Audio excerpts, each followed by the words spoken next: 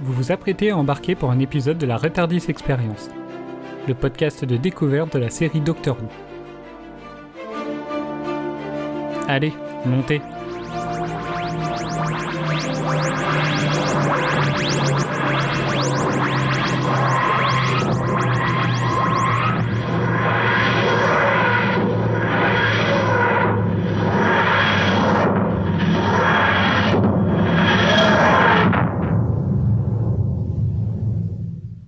Madge? Est-ce que ça va? Parlez-moi! Madge! Est-ce que vous m'entendez? Oui, je vous entends, je me porte très bien, ne vous faites aucun souci. Bien? Vous avez un monde tout entier à l'intérieur de votre tête! Je sais, c'est fou. Quelle histoire. On ne se rend pas compte ce que c'est que d'être une forêt, jusqu'à ce qu'on en soit une. C'est remarquable. Vous allez bien? Dites-moi qu'elle va bien! Elle est forte. Ouh, ça c'était pas moi. Un épisode de Noël typiquement signé Steven Moffat. On y passe du rire aux larmes entre émerveillement et inquiétude. Une histoire, une fois encore, inspirée d'un conte où l'imaginaire prend racine jusque dans l'esprit et qui fait rêver autant les enfants que les plus grands. Avec un docteur au grand cœur, plus enfantin et plus inventif que jamais, venu redonner de la magie à un Noël qui semblait pourtant perdu. Oui, je sais! Bonjour à tous et bienvenue dans ce nouvel épisode de Retardis Experience consacré aujourd'hui à Le Docteur, la Veuve et la Forêt de Noël. Pour en parler, je suis entouré de Mireille et Eden, côté Néo-Wouviane. Salut. Bonjour tout le monde. Salut. Et de Rose et Pierre, côté Wouviane. Salut. Des maths. Hello. Petit point rapide sur l'épisode. Titre original The Doctor, The Widow and the Wardrobe. Épisode spécial diffusé le 25 décembre 2011 entre la saison 6 et la saison 7. Il est réalisé par Farren Blackburn et écrit par Steven Moffat. Voilà, on commence par votre mot. Eden? Eh bien, pour cet épisode, j'ai choisi le mot Narnia. Mireille? Pour moi, ce sera léger. Rose? Moi, j'ai Groot. Groot. J'ai hâte de le comprendre celui-là. Pierre? Bah, quand même. Bah, quand même, oui. Ah oui, c'est vrai, bah oui, c'est évident. Pierre? Eh ben, moi, ce sera convaincu. Très bien. Eh ben, pour se remettre dans l'épisode, on va essayer de vous faire un résumé. Alors, qui a envie de commencer? Il était une fois une jeune dame. Elle a rentré chez elle en vélo et elle est tombée sur le docteur. Oui.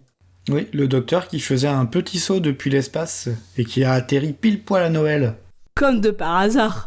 Et en échange de services que la dame lui a rendus, il lui a promis de revenir l'aider si elle avait besoin, et que pour ça, il suffisait qu'elle fasse un vœu. Et 3 ans plus tard, le docteur, il est arrivé, il est gardien d'un sacré manoir et il fait une magnifique visite bien meilleure que Stéphane Plaza sur M6. J'avoue qu'elle fait trop envie, son manoir, avec ses chambres, avec... Moi aussi, je veux cette maison, en fait. Il y a des trucs partout, c'est trop bien. On ne s'ennuie pas dans cette maison. La famille se retrouve dans ce manoir dans le contexte de la Seconde Guerre mondiale, et à la fin de la visite, le docteur offre un gros cadeau aux enfants, mais il n'est pas encore l'heure de l'ouvrir. Mais comme de bien entendu, ce sont des enfants, ils ne peuvent pas résister à la tentation. En tout cas, l'un des deux, le plus jeune, va ouvrir le cadeau. Mais ce qu'on n'a pas dit, c'est que la maman, elle l'avait appris quelques jours plus tôt que son mari était décédé, donc elle était toute triste. Elle voulait pas annoncer la nouvelle à ses enfants. L'enfant, donc le plus jeune, se lève en douce la nuit pour ouvrir le cadeau alors que c'est pas encore l'heure, et c'est là qu'on se retrouve dans le monde de Narnia. Mais on le sait pas tout de suite parce que sa sœur, elle part vérifier une première fois qu'il est bien dans son lit et elle revient et dit au docteur qu'effectivement il est toujours bien dans son lit. Mais en fait, en revérifiant, il est bien pas dans son lit et ils partent à sa poursuite, mais il y a un décalage temporel, ce qui fait qu'ils ont au moins une demi-heure de retard sur lui. Et puis comme de par hasard, qu'est-ce qu'il a fait le petit bout de chou? Il est parti à l'aventure. Il est parti sur les traces d'une créature mystérieuse qu'il a vue éclore d'une sorte d'œuf. Il suit en fait les empreintes de cette créature dans la neige. Et où qu'il arrive? Il arrive dans un, je dirais phare, on va dire, qui évidemment est ouvert. Bah oui, sinon c'est pas drôle. Et du coup il va explorer ce phare et il passe devant Groot. Voilà. Se rendant compte de l'absence du petit, le docteur et sa grande sœur, puis Madge, mais séparément, partent chacun à sa recherche et finissent d'une manière ou d'une autre par se rendre là où le petit est détenu contre son gré. Avant ça, Madge est quand même tombé sur un groupe de 3 militaires qui étaient là pour... Ils étaient là pour quoi ? Alors perso, moi j'ai rien compris, donc... Pour tout brûler. Pour évacuer la zone, non ? En prévision de la pluie acide ? Oui, pour extraire des richesses de la forêt. Bref, dans tous les cas, des petits... des militaires qui étaient un petit peu perdus face à une veuve éplorée. Et qui ont eu la faiblesse d'éprouver de la compassion pour elle. Qui au final a sorti son flingue pour pouvoir prendre, et puis a fini par les faire fuir. Bon, là c'est vraiment résumé, hein. Pour prendre leur vaisseau. Mais bon, le petit, il est devenu roi de la ZAD, il veut sauver tous les arbres, et c'est là que la mère finit par les retrouver et sauve la situation. The end.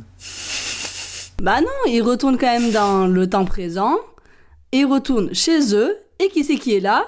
Ben, il y a papa, qu'en fait il est pas mort, parce que grâce à sa femme, il a pu voir de la lumière et s'échapper et revenir à temps pour Noël avec sa famille. Bim bam boum, magie de Noël, Merry Christmas. Le résumé à la fois le plus long et le plus expéditif. Quand même à la fin, elle pousse quand même le docteur à aller se rendre auprès de ses amis pour leur dire qu'il est pas mort. Ouais, le docteur se fait tirer dessus. Bon, c'est de l'eau, mais il se fait tirer dessus. Oui, c'est vrai. Très bien. Eh ben, merci à vous. Je crois que vous avez tout dit. Est-ce que vous voyez autre chose ? Est-ce qu'il y a... C'est stressant. C'est vrai, hein. Mais c'était tellement drôle. Mais alors c'est moi je vous dis bravo parce que franchement c'est pas un exercice évident. Moi clairement, enfin je voulais parler plus tôt, mais j'étais complètement bloqué et c'est difficile en plus de le faire parce que je précise que vraiment là tout est improvisé et c'est difficile en plus de rester sur le résumé et de ne pas commenter ce qui vient d'être dit. Oui, tout à fait. Ouais, c'est vrai. Soit vouloir contredire, soit vouloir faire une vanne ou un truc et en fait ne pas rentrer dans le débris, dans le ressenti en fait. C'est assez dur. Donc bravo, tout franchement. Je vous félicite. Eh ben, je vous écoute du coup pour le ressenti global que vous avez sur cet épisode. Eden ? Bah alors moi c'est un épisode que j'ai trouvé choupi, qui était très sympa à regarder, j'ai passé un bon moment, mais c'est pas mon épisode de Noël préféré je pense, et je pense pas qu'il me restera en mémoire, même s'il était tout choupi et que j'ai passé un bon moment. Mireille ? Alors je sais pas si je peux dire que c'est mon épisode de Noël préféré parce que j'ai pas tous les autres en mémoire, mais il est indubitablement dans le top parce que non seulement c'est une très belle histoire, qu'elle est donc légère, d'où mon mot, dans le sens où c'est un beau conte de Noël, mais malgré tout c'est émouvant avec la tristesse qu'on peut ressentir quand Madge doit annoncer à ses enfants que leur père est mort, et puis finalement la joie qu'on ressent quand on le voit à côté de l'avion. Enfin voilà, l'épisode fait ressentir des émotions. Et surtout, très gros point positif, c'est qu'il n'y a pas de love interest. Et je crois que c'est assez rare dans les épisodes de Noël. Après, j'en ai que quelques-uns en tête, mais il me semble qu'il y a quand même pas mal d'épisodes de Noël où il y a un love interest, et là, c'est pas le cas, donc perso, j'apprécie beaucoup. Rose ? J'étais en train de réfléchir aux épisodes de Noël par rapport au love interest. Je répondrai après. Rose ? Moi, je suis plutôt de l'avis d'Eden. C'est un épisode de Noël que j'aime bien, qui fait pas partie de mon top. Après, je l'ai revu après quelques semaines seulement d'écart avec mon précédent visionnage du coup pour le Vortex. Allez l'écouter. Mais en soi, il est sympa, il est très marqué par l'esprit de Narnia. J'aime bien Narnia, du coup j'aime bien cet épisode. Mais il y a deux univers un peu, je trouve, qui vont pas forcément ensemble, en tout cas qui me perturbent un peu. Du coup, il y a une partie de l'épisode que je préfère à une autre. On verra ça pendant le débrief. Pierre ? Moi, ce que j'ai bien aimé dans cet épisode, c'est que du coup, il dure 1 heure, contrairement à un épisode classique. Et j'ai pas eu l'impression que ce qu'il y avait, c'était pour rallonger l'épisode. J'ai pas forcément vu... c'est pas non plus mon épisode de Noël préféré, mais j'ai pas forcément vu le temps passer. J'ai juste eu du mal à suivre les différentes trames quand il y avait plusieurs histoires en plus ou moins en parallèle au milieu de l'épisode à peu près. Très bien. Alors moi, de mon côté, pour cet épisode-là, alors c'est marrant parce que c'est un épisode que j'ai tendance à oublier et pourtant que j'aime beaucoup.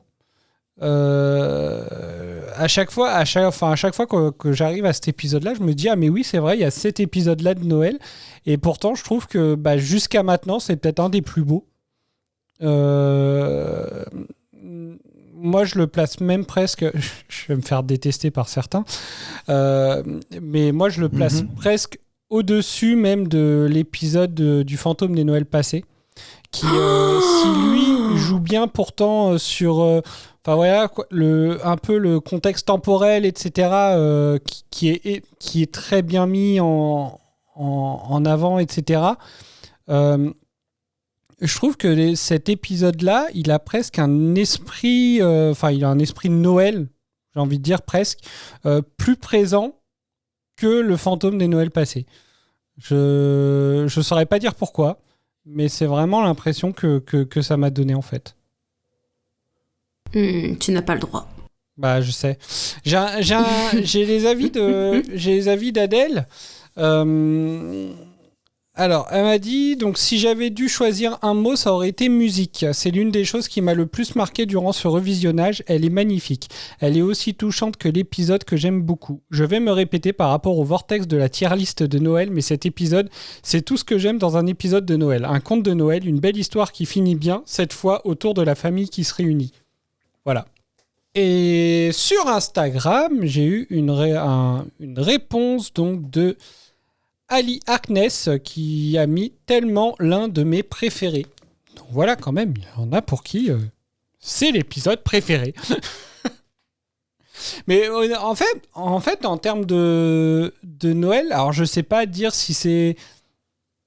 Ouais, je saurais même pas dire pourquoi. Je sais pas, en fait, je trouve que le... Bah si, je sais. Déjà, je trouve qu'il est plus coloré.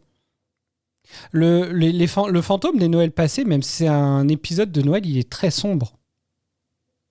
En fait, oui, l'image est grise, l'ambiance est triste. Enfin voilà quoi, je trouve. Alors que cet épisode-là, je le trouve vachement plus coloré en fait. J'ai pu en mémoire le fantôme des Noëls passés, c'est lequel? Il se passe quoi dans l'épisode? C'est celui où Amy et Rory, en fait c'est le précédent. C'est celui où Amy et Rory sont bloqués dans un vaisseau spatial et le docteur en fait il va voir celui qui joue Albus Dumbledore, qui en fait à qui appartient les cieux. Et du coup, il doit lui faire jouer de la musique, en gros, ou un truc, pour calmer les poissons dans les nuages, etc. Donc, je sais pas si tu te souviens, il y a le requin qui bouffe le tournevis. Et ils retournent voir le gars quand il est enfant. Et il se retrouve... c'est là où il y a la femme dans le congélo. C'est ça. Ok, d'accord. Oui, voilà, t'aurais pu dire ça, c'est vrai, c'est vachement plus clair. Je n'ai pas osé le dire comme ça, mais effectivement, c'est celui à la femme dans le congélo. Ça aurait tellement pu être une citation de l'épisode. Oui, désolé, je résume crûment. Voilà. Donc voilà, c'est effectivement cet épisode-là. Mais en fait, il est plus sombre en termes d'image, celui-là, du coup. Enfin, le fantôme des Noëls passés. Bah ça va avec l'époque et le décor un peu. Mais bon, après là dans la forêt, oui, c'est peut-être un peu plus coloré, en tout cas au début dans la maison. Bah après c'est vrai que oui, le fantôme des Noëls passés il est plus sombre, mais du coup je trouve qu'il est plus impactant, tu vois. Je pense que je me souviens plus du fantôme des Noëls passés que je ne me souviendrai de cet épisode. Vraiment. Même s'il était très chouette, que je l'ai adoré, etc., il m'a plus marqué celui de la saison précédente que celui-là. Et comme d'autres épisodes de Noël m'ont marqué. Je me souviens encore alors j'ai plus le nom de l'épisode, mais je me souviens de l'épisode où il y avait Kylie Minogue, où on rencontrait du coup le grand-père de Donna, etc. Je m'en rappelle encore. Mais lui, je pense que il sera oublié d'ici quelques épisodes. Hein. Bah justement, du coup, tu vois, pour répondre à Mireille, j'arrivais pas à retrouver un épisode de Noël où justement il y avait un love interest. Et bah au final, ce serait le seul, je pense, celui de la croisière autour de la Terre. Bon, est-ce que c'est un love interest? Oui, quand même, je trouve. De quoi? Mais Je demandais si c'était un love interest, mais oui. Oui, pour moi, J'allais un dire, petit, c'est quand pas même. clairement indiqué, Ouais, je mais trouve quand c'est même. jamais clairement indiqué avec le docteur de toute façon, mais c'est vrai que Un ça, petit, ça s'en ouais, et rapproche. puis il y a un bisou à un moment, hein, donc Ah, c'est vrai, j'avais oublié. Oh. voilà. Allons-y, bref.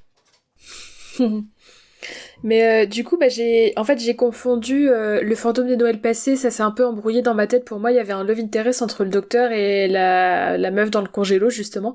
Alors qu'en fait, non, c'était entre Dumbledore et elle. Donc j'ai confondu. Et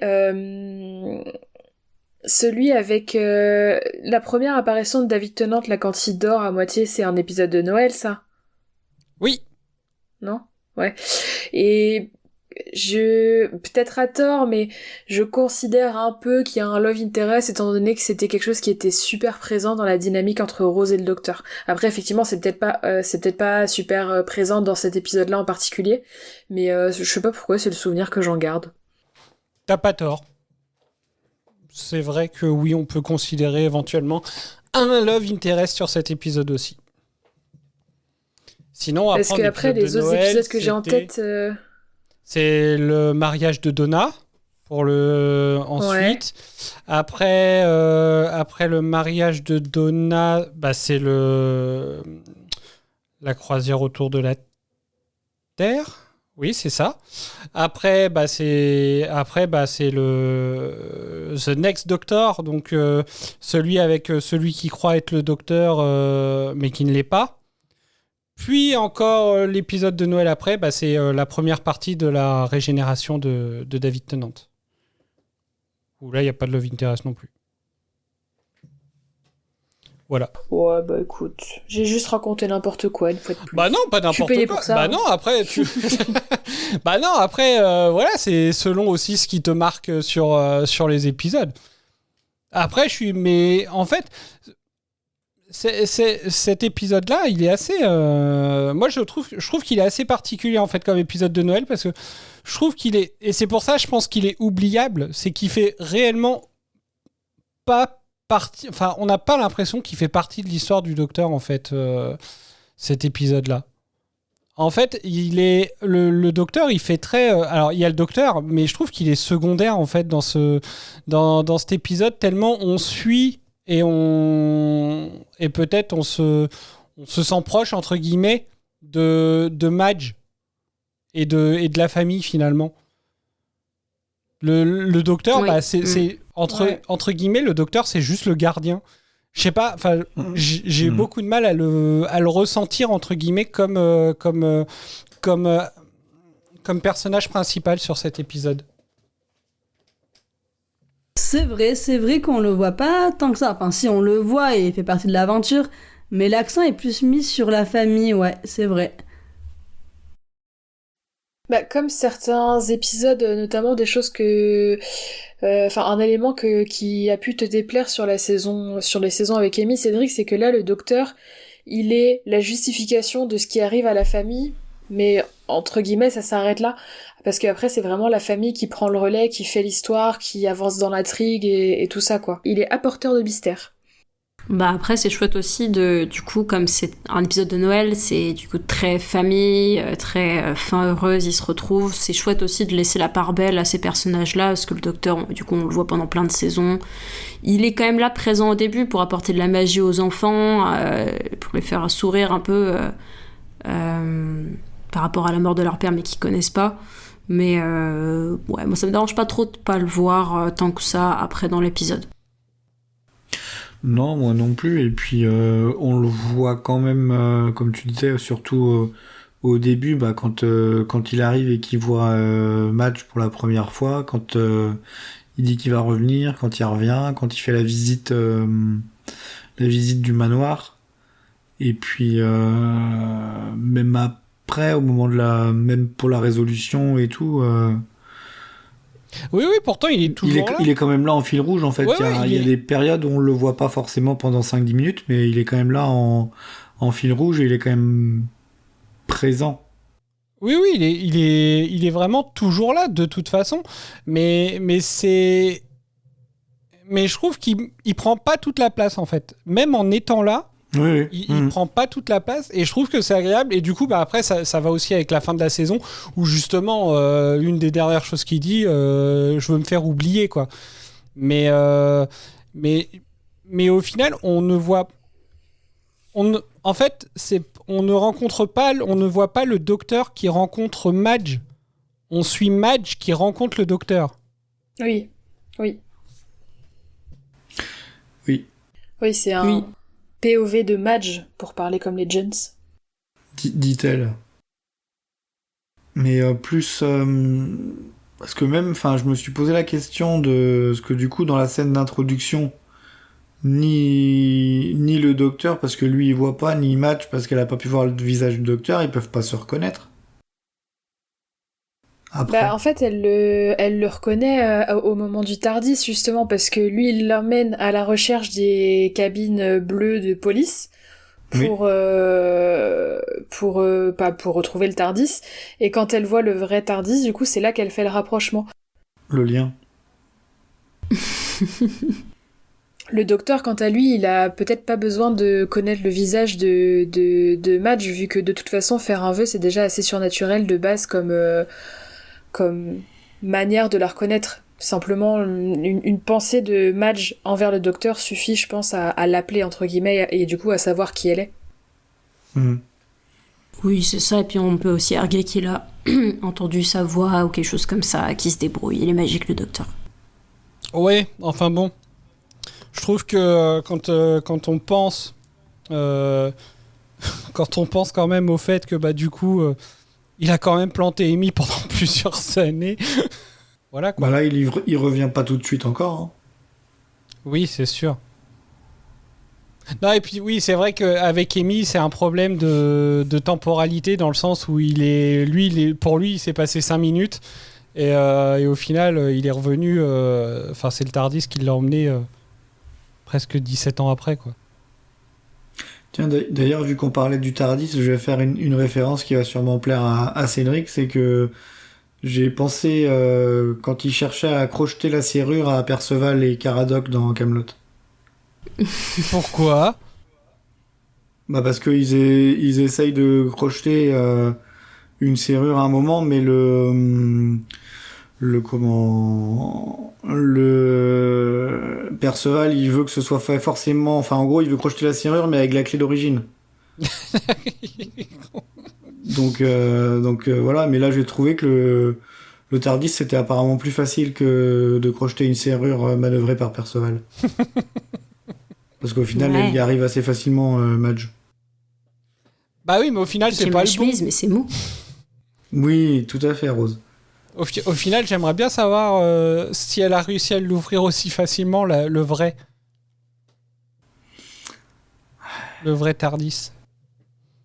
Moi, cette scène-là est très drôle. En fait, je me souvenais plus du tout de comment ça se passait, en fait. Et quand j'ai lancé l'épisode, j'ai cru au début que je m'étais planté d'épisode. Parce que vraiment, tout le début où on voit le docteur, qui est vraiment, entre guillemets, dans l'aventure, qui est vraiment dans l'action... j'avais complètement zappé ce passage-là et donc du coup j'ai cru que je m'étais gouré d'épisodes. Oui, parce que est-ce que c'est expliqué au tout début de l'épisode ce qui se passe, pourquoi il tombe, ou c'est juste une entrée en matière ? Non, pour moi c'est une entrée en matière, j'ai pas le souvenir qu'il y ait une explication. Hein. Si, il est en train de faire exploser un vaisseau et c'est au moment où il veut en gros à force. En fait, le vaisseau qui explose, lui, il veut se sauver. Et du coup, il attrape in extremis une combinaison. Et en fait, il s'habille en tombant. Du coup, ce qui explique pourquoi il est habillé à l'envers. Ah, ça, oui. Mais pourquoi il veut faire exploser le vaisseau ? Pourquoi le vaisseau explose ? Ah oui, non, c'est ça dont je parle. Non, ça, on n'a vraiment aucun contexte là-dessus. Ok, bon. C'est solo. C'est histoire de trouver une excuse pour nous dire que le docteur, il a encore pris 200 ans. Puis voilà. Ils en ont de l'imagination. Enfin, le mec, il prend 200 ans à chaque épisode. Vraiment. Il est vieux. Ce sera Adèle qui fera la voix du père Fouras, et puis voilà. En parlant, enfin tout à l'heure, Cédric, tu disais que tu t'avais pas l'impression de regarder, que en somme l'épisode était un peu hors saison. Ça m'a fait penser du coup au positionnement de l'épisode que toi tu estimes en saison 6 et je me suis fait la réflexion en le voyant que perso je l'aurais plutôt placé en début de saison 7 justement. Parce que effectivement bon il y a toute l'histoire qui est effectivement en dehors des saisons, mais je trouve que les dernières scènes de fin elles raccrochent bien sur une amorce de saison, je trouve, là, en mode annoncer le retour du docteur, la première scène avec la dernière scène du coup où il revoit Amy et Rory pour la première fois. Perso cette partie-là je la placerais bien en début de saison, un peu un rappel très rapide quand le docteur dit que ses amis le croient mort et une amorce quand il va les retrouver parce qu'on sait que c'est reparti et que qu'ils vont on se doute en tout cas parce que j'ai pas vu la suite qui vont se retrouver et que ça va recommencer quoi. Du coup pour moi je le placerais plutôt en début de saison 7 qu'en fin de saison 6. Pour l'instant. Parce que du coup on en reparlera après le début de la saison 7 si tu veux. Parce que oui, c'est vrai que mon opinion peut totalement changer d'ici là. Parce que honnêtement, là, en gros, on sait pas ce qui se passe après. Au final, on remet un peu les pendules à l'heure sur le fait que le docteur, il va leur dire effectivement qu'il est vivant. Et Amy, lien avec l'épisode précédent, lui dit que River, de toute façon, lui avait dit. Pour la suite, mais je pense que c'est encore trop tôt de toute façon pour vous expliquer pourquoi pour moi cet épisode clôture la saison et non pas ouvre la suivante, parce que sinon ça vous spoile la suite, donc voilà. Mais on reviendra dessus. Mais parce que c'est vrai que c'est à partir de cet épisode, quoique, c'est déjà même pour le précédent déjà j'ai eu du mal à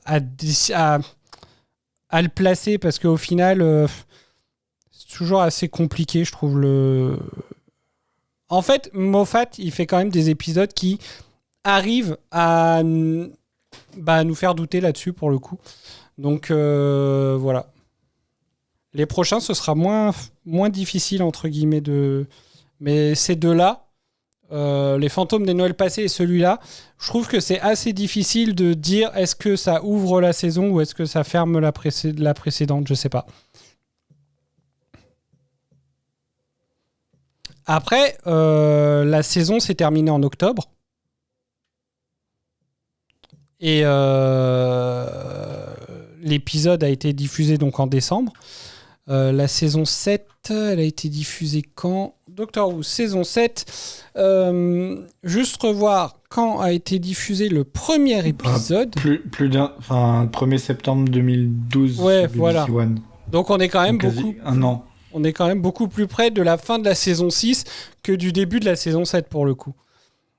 Après, voilà, quand on regarde, si on regarde Wikipédia, ce que je ne vous encourage pas à faire, Eden, voilà, le spécial de 2011, pour eux, fait partie de la saison 7. Mais pour moi, il est diffusé quand même décembre 2011, alors que le final était diffusé le 1er octobre 2011, et le suivant est diffusé le 1er septembre 2012, quoi. Donc on est quand même plus sur une clôture de saison. Ah ouais, putain, c'est fou l'attente entre les deux. Je me rappelais plus que c'était autant d'attente entre les différents trucs. C'est une période où ça commence à devenir un peu compliqué en termes de diffusion Doctor Who, parce que déjà la précédente saison a été diffusée en 2 parties, sauf que la différence c'est que la première partie a été diffusée sur mai-juin, et la deuxième partie a été diffusée à partir de septembre, sur tout le mois de septembre finalement. Et du coup, donc, le spécial colle à la deuxième partie. Après, effectivement, la première partie de la saison 7 a été diffusée, elle, par contre, à partir de septembre 2012. Donc voilà. Ouais, sinon, c'était mars-avril, le premier épisode de la saison qui suivait. Et là, on pouvait dire que ça ouvrait un peu. Enfin, que ça ouvrait. Parce qu'effectivement, là c'est au final, l'anniversaire. La diffusion du spécial était plus proche de la nouvelle saison. Mais vraiment, on en reparlera. C'est fou, je me pose pas autant de questions. C'est vrai. Je crois que je suis simple, moi, simple dans mon esprit. Rien que pour classer les épisodes. Tout comme ce qu'il y avait dans la chambre d'hôtel du docteur pour l'épisode de la peur, là, du gros rhinocéros ridé. C'est un sujet à mettre de côté pour en reparler plus tard quand on aura les... Voilà. Enfin, quand nous, pauvres néos, aurons les éléments. On va pouvoir, on va essayer de parler déjà de l'histoire en elle-même, qui est quand même assez... elle est assez dure quand même, l'histoire, je trouve. Une famille endeuillée pour Noël, de toute façon, c'est toujours un peu... c'est un peu... Enfin, c'est clairement pour faire pleurer. Hein. Oui, pleurer dans les chaumières. Mais... un petit endeuillé, peu, quoi. mais qui ne le sait pas. Oui, il y a la mère quand même après. Je pense que les... Enfin, je sais pas, après, moi, je suis pas d'enfant, donc je peux pas le savoir. Mais je sais pas, j'ai tendance à penser que les enfants, ils doivent quand même avoir un petit ressenti. Enfin, ils doivent le sentir. La mère, elle est pas... même si elle est forte, entre guillemets, je pense qu'il y a une... Enfin voilà, il y a un moment, il y a la fille qui lui dit ne crie pas, etc. Enfin voilà, quoi, elle comprend qu'il y a quand même... je pense qu'ils comprennent qu'il y a quand même quelque chose. Ce qui explique aussi pourquoi je crois que c'est le fils qui demande à plusieurs reprises si son père se rentrera bien pour Noël, puisque la fille lui répond pour la 3e fois ou arrête de le demander ou je sais plus. Enfin bref. Donc je pense qu'il y a quand même... quelque chose qui perturbe de toute façon, donc... C'est ce que j'allais dire, il demande vraiment toutes les 5 minutes. Au fait, papa sera bien là, n'est-ce pas, maman? Alors, t'appuies bien sur la douleur de la mère. Oui, oui. Donc c'est... Ouais, ils sont pas bêtes, ils sentent bien qu'il y a un truc qui cloche. Et c'est triste. En même temps, moi, quand je repense à la première partie de l'épisode... Quand alors déjà, enfin toutes les scènes, je les trouve drôles, presque toutes les scènes, jusqu'au moment où justement ils en viennent à parler de la guerre, où elle dit à force de parler de la guerre, vous allez la faire venir, etc. Mais j'ai trouvé très drôle, par exemple, le passage avec le gamin qui est super intéressé par les étoiles, etc. Et au final, quand elle lui explique tout en parlant d'un gars de l'espace, etc., le gamin, il dit juste à son père « Oh, elle est sortie !» Oui, c'était mignon, ça, comme scène. Parce qu'on C'est s'attend... tellement réaliste. Parce qu'on s'attend presque, pourtant, au contraire, à ce que... enfin voilà, quoi, c'était les années 1930, du coup. On s'attend presque à ce que... même elle ne croit pas à ces choses-là, en fait. C'est vrai qu'elle est tout de suite assez à fond, assez affable avec le docteur, à l'aider et tout, alors que c'est un peu... Ouais, c'est complètement tiré par les cheveux. Elle le voit dans une combinaison et tout, cosmonaute, se pose pas de questions, elle l'aide. Elle est hyper sympa, Madge, et très ouverte d'esprit. D'ailleurs, tu fais mention de la scène là où elle dit arrêtez de parler de la guerre, elle va venir. J'ai trouvé que cette phrase, enfin pour moi il y avait un sous-texte. Enfin là tu vois la personnage elle dit ça dans le sens où si on se focalisait moins sur le sujet y a rien de mal qui arriverait, sauf que si en fait enfin les choses se passent parce qu'elles se passent et en parler plus ou moins ne change pas au fait qu'elles se passent. Enfin tu vois ce que je veux dire. Et du coup je me suis dit cette phrase là c'est peut-être un peu pour montrer alors soit à l'époque soit voire carrément dénoncer quelque chose d'aujourd'hui, mais en tout cas à l'époque peut-être un peu montrer que ceux qui voulaient passer à côté du sujet ou ceux qui évitent tout sujet un peu triste ou toute actualité, etc., c'est pas forcément la bonne chose à faire, parce que les choses arrivent quand même, qu'on le veuille ou non, qu'on se renseigne ou non, et que ne pas savoir c'est pas forcément une bonne chose, quoi. Je sais pas, moi c'est comme ça que je l'ai interprété en tout cas. Je sais pas ce que vous en avez pensé. Des avis ? Et bah, j'étais pas allée jusque-là dans l'analyse, mais c'est vrai que maintenant que tu le dis, ça fait plutôt sens. Je trouve que maintenant, même à l'heure actuelle, on pourrait retourner le truc en mode on a trop d'informations et limite on a juste envie de se mettre la tête dans le sable. Mais c'est vrai que c'est pas mal comme analyse. Ouais, je valide ce que a dit Rose, je suis d'accord. Et dans un sens, vaut mieux y être préparé. Du coup, vaut mieux se tenir au courant pour y être préparé. Oui, c'est ce que j'allais dire, c'est que ça, enfin, c'est tout bête, hein, mais tu pars une semaine en vacances et tu reviens, tu rallumes les infos et en fait il s'est passé quand même 2-3 petits trucs qui font que si tu l'avais su, bah t'aurais fait plus attention ou j'en sais rien, mais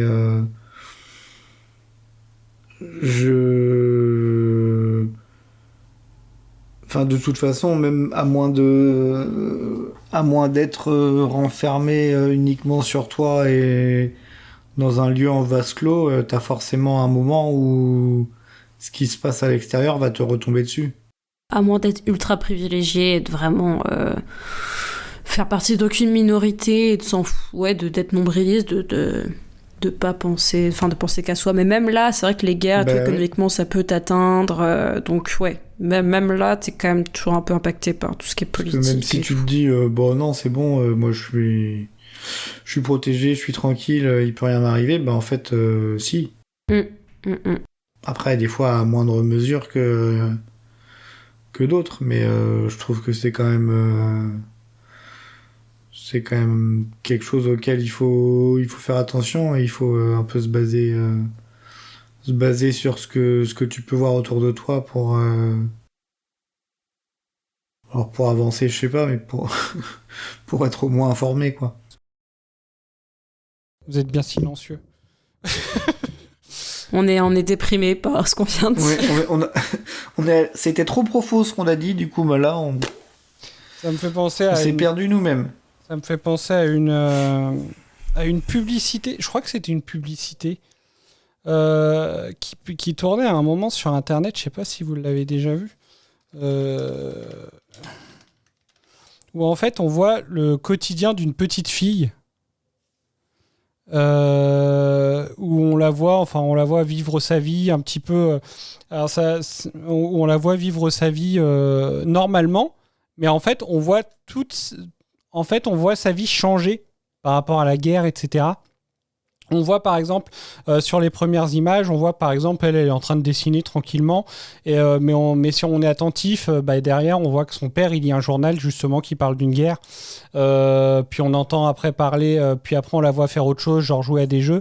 Puis on entend par contre dans la télé, ils sont en train de parler du fait que il y a eu des bombardements à un endroit, etc. Puis à la fin on la voit en fait, on la voit avec ses parents devoir partir de chez elle, puis entendre des bombardements, etc. Enfin bref, je sais pas si vous avez déjà vu cette publicité. Ça me parle pas. Non, ça me parle pas. Absolument pas. Elle me dit quelque chose, mais c'est trop lointain pour que je me souvienne précisément. Tu vas nous achever. mais je vous passe le lien, vous regarderez après si vous en avez envie. En gros, voilà, c'est 60 secondes dans la vie d'un enfant dans un pays en guerre. Je vais passer un extrait. Yeah. Pourquoi est-ce que vous faites tout ça? J'essaye. Simplement que tout soit en ordre. C'est moi le gardien. Ce n'est pas ce que les gardiens font. Alors que font-ils exactement? Leur père est mort. Je suis désolé. Le père de Lily et Cyril. Mon époux est mort et ils ne le savent pas encore parce que si je leur dis maintenant, Noël deviendra à jamais la période où leur père aura disparu et personne ne devrait vivre ça. Évidemment, quand Noël sera passé, alors je devrai...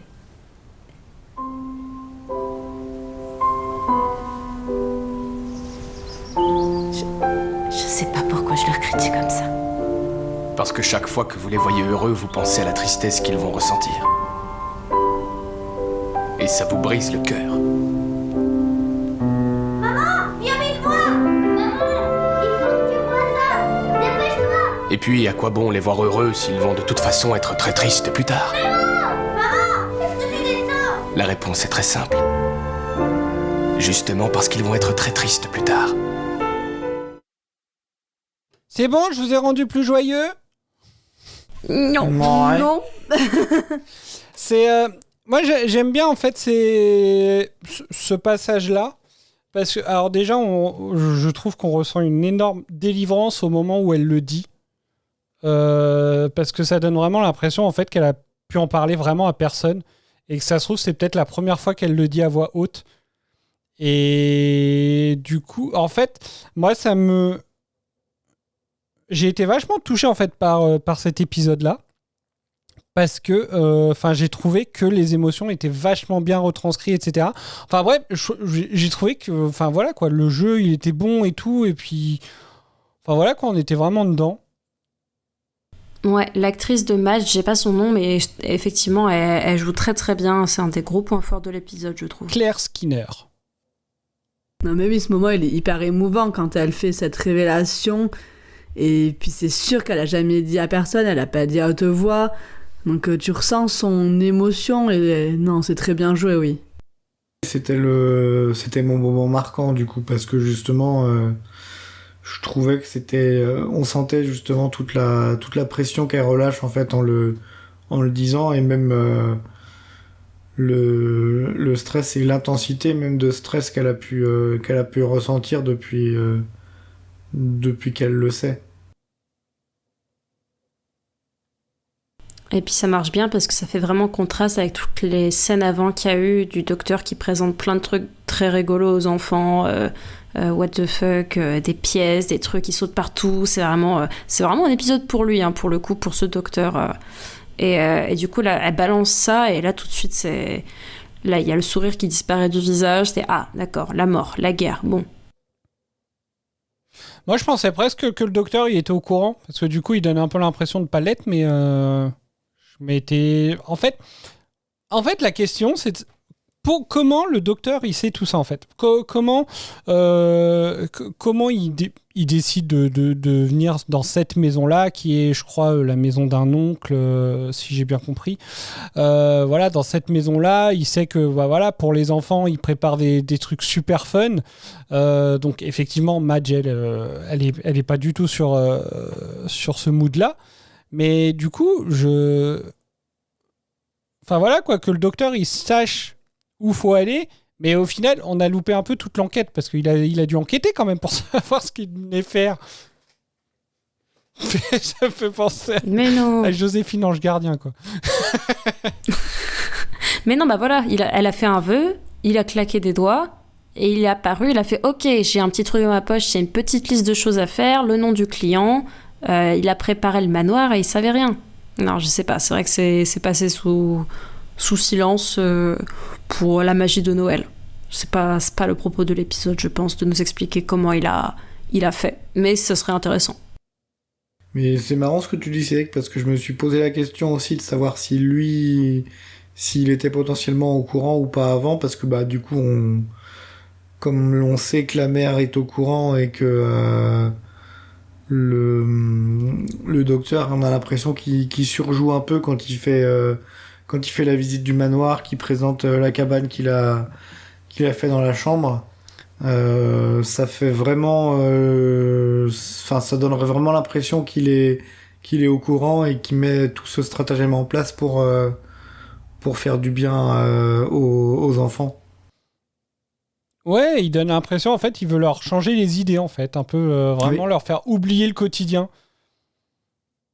Moi, j'ai compris comme ça, qu'il était au courant, qu'il voulait donner un peu de joie, et qu'en fait, ce qui le fait craquer dans son visage au moment de la révélation de l'épouse, c'est l'émotion qu'elle y met en faisant cette révélation, et du coup, ça le rend triste pour elle, plutôt. Ah oui, parce qu'il dit pas désolé, je ne savais pas. Il dit juste désolé, non ? Oui, donc oui, peut-être qu'il savait. Et puis il est peut-être obligé, entre guillemets, de faire semblant de pas le savoir.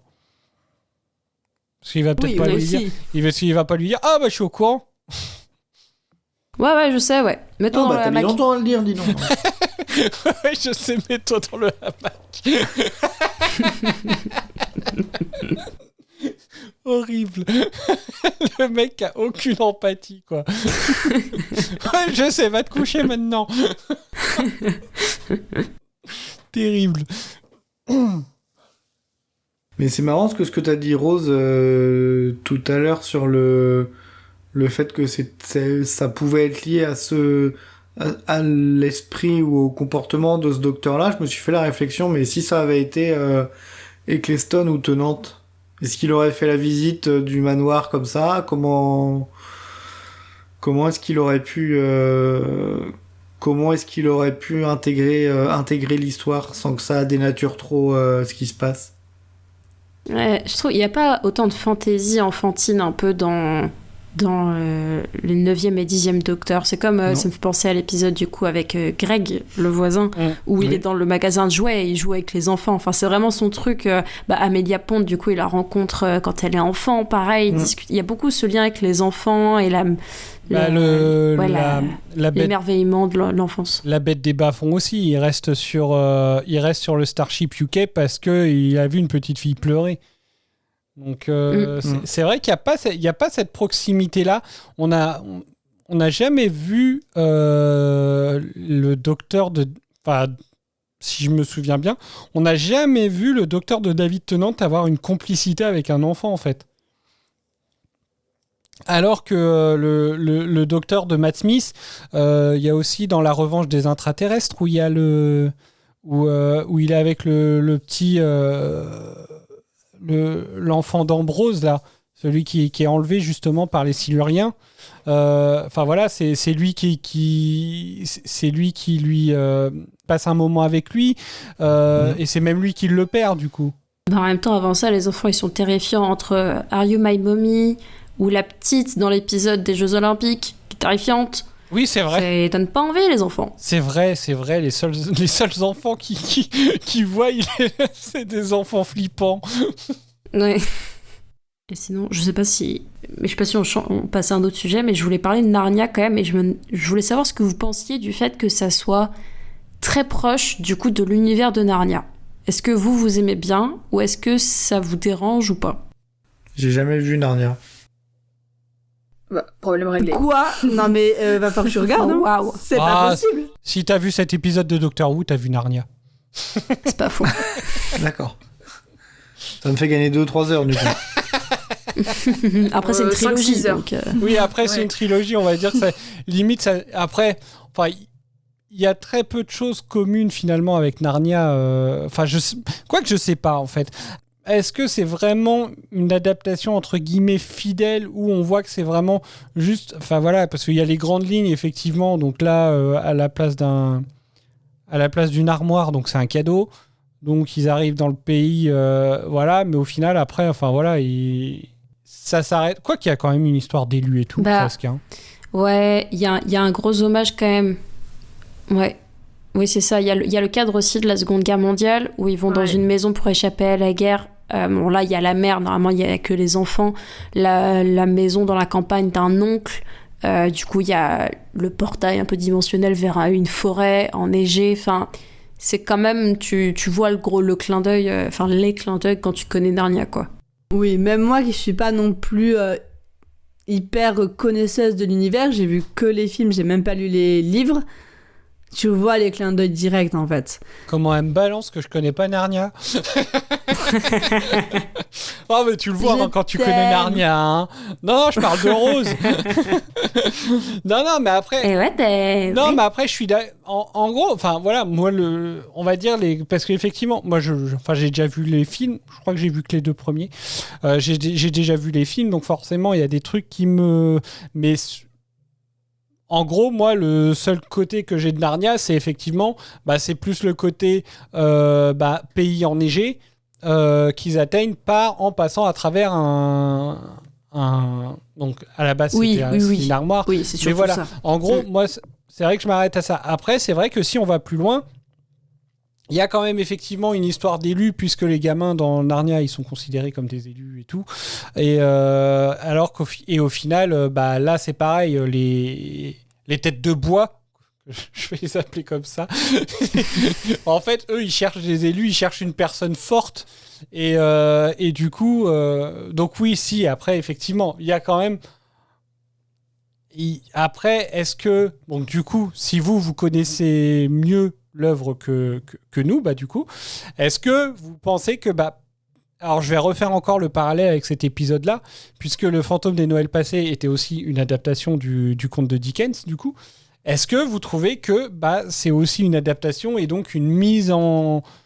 Ouais, une adaptation moffatienne, j'ai envie de dire, du truc, quoi. Ou est-ce qu'il y a un moment où ça prend vraiment ses distances ? Juste pour répondre à la question de Rose, dans les premières minutes de l'épisode, je me suis vraiment dit que c'était Narnia. Je me suis dit, j'espère, heureusement que l'histoire a obliqué après vers autre chose, parce que sinon, je pense que j'aurais été trop occupée à comparer constamment avec, notamment le premier film, effectivement, des Chroniques de Narnia. Attends, les Chroniques de Narnia, c'est ça? Le nom en entier? Les Chroniques de Bridgerton, Mireille. Le monde de Narnia. Le monde de Narnia, n'importe quoi. Je me disais bien que j'avais mélangé deux trucs qui n'ont rien à voir. Ou les ensemble, Chroniques de Spiderwick aussi, tu avais, mais... mais bref, heureusement que du coup l'histoire a changé un peu de direction après, parce que ouais, j'aurais été vraiment trop occupée à comparer les deux. Après, ceci étant dit, je trouve que c'est quand même si c'est vraiment un clin d'œil intentionnel, c'est un beau clin d'œil, même si ça aurait peut-être pu être un chouïa plus discret. Mais même le nom de l'épisode, j'ai l'impression que c'est un hommage à Narnia, tellement c'est presque ressemblant. Bon, tu n'étais pas loin quand même. Le nom anglais de la série des livres, c'est The Chronicle of Narnia. Ah, merci. Me voilà rassurée. Non, du coup, je suis plutôt de ton avis, Mireille, dans le sens où ça me dérange pas qu'ils reprennent. Il l'a fait avec Le Fantôme des Noëls passés, donc je peux pas dire que j'aime pas, puisque j'ai adoré cet épisode. Mais le fait qu'ils reprennent Narnia en soi, ça me gêne pas. Mais je trouve qu'il aurait pu encore plus s'éloigner, que ça soit plus discret au niveau de la réinterprétation. Ouais, mais après, est-ce que c'est pas volontaire du coup de faire quelque chose qui ressemble et justement qui renvoie sur quelque chose qui... c'est en 2011. Il date de quand les films? Parce que c'est assez... je pense que c'est à peu près la même période. Du coup, ils ont dû se mettre un petit peu à ce qui marchait, quoi. Oui, je crois que le premier film, il a une 20aine d'années, hein. Puis Narnia, c'est très Noël aussi, je crois. Pareil, j'ai vu que les films... Ah, surtout le premier, c'est Noël, hein. C'est clairement... Oui. Donc, il reprend la littérature, premier, c'est des trucs 2005, populaires. hein. Ouais, 2005, le premier film. Donc c'est plus âgé quand même. Ouais. C'est pas si vieux. Parce que là, oui, on est vraiment basé sur le premier. Bon, après, Le Fantôme des Noëls passés, c'était encore plus vieux. Hein, donc, j'ai envie de dire... Nouvel extrait, un peu plus joyeux celui-là. Ah. Si ça vous va. Oui. Allez, c'est au moment où elle rencontre les trois osios. Ils sont tellement drôles. C'est vrai. Caporal Valgar, qu'est-ce que vous... Je vais bien, sergent. Qu'est-ce qui ne tourne pas rond chez vous? J'ai des problèmes vis-à-vis de ma mère, c'est dans mon dossier. Ça ne m'empêchera pas d'accomplir mon devoir. Sergent, je suis navré, mais je vais devoir baisser mon arme. Pourquoi? Vous voyez ce qu'on a devant nous. Une civile sans arme en train de pleurer. On ne renvoie pas une bonne image. Il n'y a personne qui me regarde. Ça ne veut pas dire qu'on ne renvoie pas une image.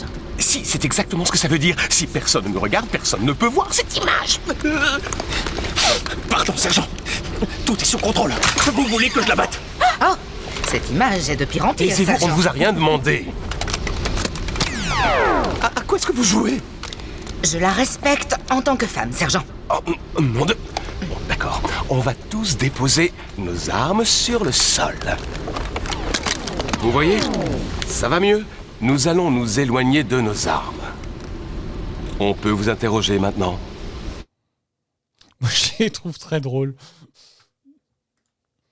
Ah, t'as pas laissé juste après. Bah non, parce que ça commence à faire long, les extraits. C'est vrai que j'ai des extraits super longs en plus. Donc mais c'est le meilleur moment. De réduire. Mais c'est vrai que oui, après, le moment où justement elle sort son flingue en disant oui, chez nous, c'est la guerre. Oh là, ça sert de savoir pleurer. C'était le meilleur moment. Ah non, moi je trouve que ce passage-là, il est hilarant. Juste le passage de de la soldat qui dit « Oh là là, mais on renvoie pas une bonne image. » Mais il y a personne. Oui, bah, oh là là, l'image est encore pire. Non, mais c'est vrai qu'ils sont très drôles tous les trois. C'est vraiment le comique de l'épisode. Et ça fait du bien un petit peu avec toute cette tension, cette tristesse, etc. Donc, ils sont les bienvenus.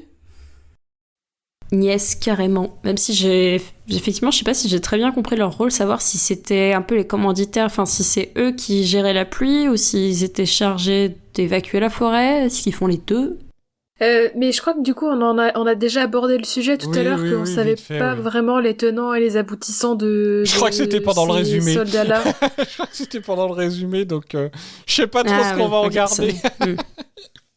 Mais du coup, perso, je pense que c'est les soldats, du coup, sont en gros chargés d'appliquer ce que leur commanditaire, pour le coup on sait pas qui c'est, a décidé, à savoir du coup évacuer la forêt en vue de la pluie acide qui va s'attaquer aux arbres. C'est perso en tout cas ce que j'ai compris.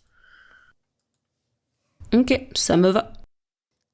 Il y a un des acteurs, un des trois, le chef, qui est un grand fan de la série Doctor Who et qui est un humoriste.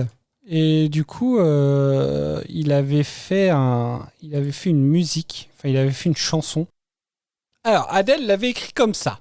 Bill Bailey est un acteur et comédien qui a créé une version parodique du thème de Doctor Who. Ça s'appelle Doctor Key. C'est une version jazz, Jacques Brel. Une version jazz, Jacques Brel-esque, et il chante en français. Jacques Brelesque. Ah, Jacques Brelesque. Ah, oh là là.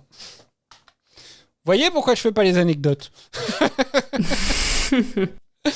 Et du coup, je vous fais écouter une partie.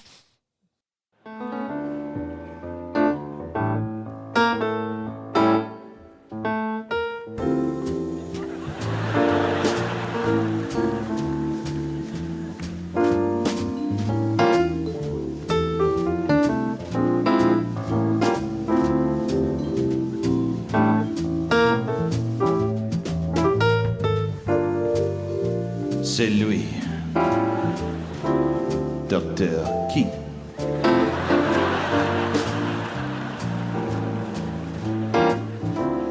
Il voyage dans le TARDIS, la boîte de téléphone fantastique d'espace. L'intérieur est beaucoup plus grand que l'extérieur. Et ça, c'est le mystère du Docteur Key.